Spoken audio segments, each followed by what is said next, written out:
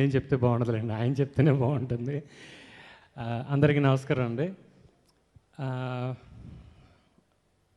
B Gopal గారికి మాటలు రాయడం అంటే ఒక ఛాలెంజ్ అండి. ఆయన చూడని డైలాగ్ ఉండదు, ఆయన చూడని కమర్షియాలిటీ ఉండదు. ఆయన్ని మెప్పించడం చాలా కష్టం. ఆయన నచ్చకపోతే నవ్వుతూ కొన్ని వందల సార్లు రాయిస్తారు, వచ్చేదాకా వదలరు.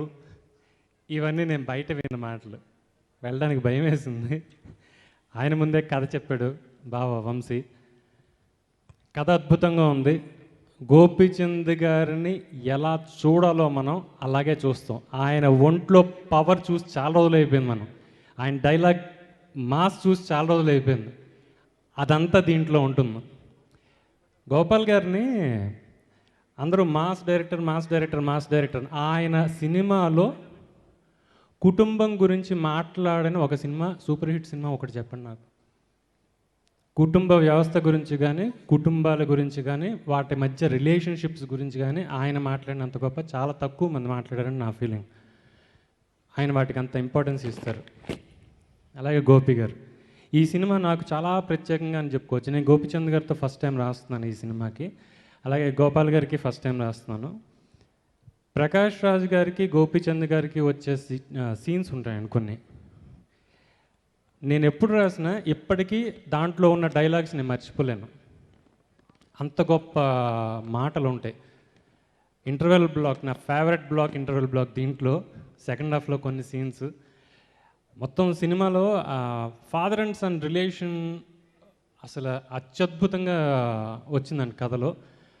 అండ్ గోపి గారు, నేను ఇంటర్వెల్ గురించి గోపాల్ గారిని అడిగితే మణిశర్మ గారు అన్నారంట, అది చూసి ఓ 10 నిమిషాలు అలా ఉండిపోయి, దీనికి రికార్డింగ్ అవసరం లేదురా, అదే ఒక రికార్డింగ్, అద్భుతంగా ఉంది సీన్ అని చెప్పి 10 నిమిషాలు సైలెంట్గా ఉండిపోయి అంత అత్యద్భుతంగా వచ్చింది సినిమా ఆ ఇంటర్వెల్ బ్లాక్ అని చెప్పాను. నేను చాలా ఆనందం వేసేసింది నాకు.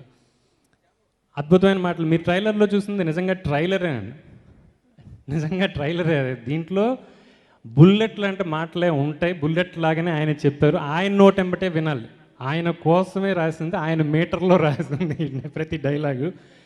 అండ్ గోపాల్ గారు చాలా థ్యాంక్స్ అండి అవకాశం ఇచ్చినందుకు నాకు. ఎందుకంటే ఎప్పుడు నేను వైజాగ్లో నరసింహనాయుడు చూసినప్పుడు బా అనుకున్న, దాంట్లో ట్రైన్ సీక్వెన్స్ నాకు చాలా ఇష్టం అనమాట. అది చూసినప్పుడు 2 సార్లు చూసాను సినిమా. అది దానికోసం, అంటే దాంట్లో చిన్న ఎమోషను అత్యద్భుతంగా ఉంటుంది దాంట్లో. అలాంటి గోపాల్ గారితో నేను పనిచేయాల్సి వచ్చినప్పుడు ఫస్ట్ ఎలాగైనా భయం వేస్తుందిగా, దాని తర్వాత ఆయన దగ్గరికి వెళ్ళిన తర్వాత ఆయన మాట్లాడే విధానం అదంతా చూసిన తర్వాత ఆయన పని చేయించుకునే విధానం అద్భుతం. ఎక్కడ ఎవరికి మీకు బాధ లేదు, ఆయన కోసం ఇంకొకటి చేద్దాం అనిపిస్తుందే తప్ప ఆయన ఎవరిని బాధ పెట్టకుండా పని తీసుకోవడం ఆయన దగ్గర నేర్చుకోవాలి. చాలా గొప్పగా తీసుకుంటారు పని అసలు. అండ్ ప్రకాష్ రాజ్ గారు ఈ సినిమా సందర్భంగా ఒకరోజు నాకు ఫోన్ చేస్తారు షూటింగ్ జరుగుతున్నప్పుడు. ఆయన, రవి ఇప్పుడే సీన్ చదివాను మార్నింగ్ 7:38 కన్నా, దీంట్లో ఒక మొక్క కరెక్ట్ చేద్దామంటే దొరకలేదు అబ్బాయి, అంత పెర్ఫెక్ట్గా ఉంది నాకు. అది అన్ని చోట్ల అన్ని సీన్లకి అన్ని సినిమాలకి కూడా జరగదండి. ఎప్పుడూ సీన్లో అటు ఇటు మార్పులు ఉంటాయి. కానీ ప్రకాష్ రాజ్ గారు ఏంటంటే ఆయన మాడ్యులేషన్కి, ఆయన డిక్షన్కి, ఆయన టైమింగ్ ఒకటి ఉంటుంది, దానికి అప్పుడప్పుడు మార్చుకొని కరెక్ట్గా డైలాగ్లో ఏం కావాలో, ఆ సెన్స్ ఏం కావాలో అది పట్టుకొని ఆయన చెప్తూ ఉంటారు. ఆయన ఫోన్ చేసి ఆ మాట చెప్పడం కూడా చాలా బాగా అనిపించింది నాకు. అండ్ కామెడీ బ్రహ్మానందం గారిది, ఆయనది ఒక దీంట్లో బూతులు లేదండి. మీకు మళ్ళీ చెప్పాలనుకుంటున్నాను, ట్రైలర్లో చూసిన తర్వాత కూడా దీంట్లో బూత్ లేదు.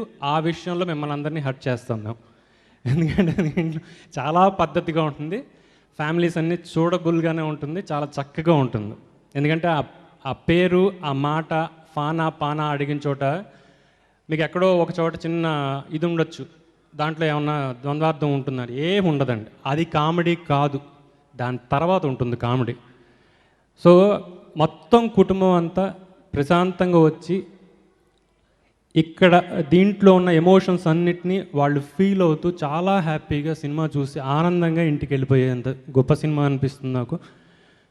థ్యాంక్ యూ వెరీ మచ్ అండి. Thank you sir, thank you Rao గారు, thank you so much. So నిజంగా మీ మాటలు సినిమాల్లో ఎంత అందంగా ఉంటాయో ఇప్పుడు కూడా అంతే అంతే అద్భుతంగా ఉన్నాయి. ఇలాంటి మాటలు మీరు ఎన్నో రాయాలని, సో మేము అలా వాడుక భాషగా మారిపోవాలి మీ మాటలన్నీ, అంటే అన్ని డైలాగ్స్ మాకు మీరు అందించాలని మేము మనస్ఫూర్తిగా కోరుకుంటున్నాం. Thank you so much.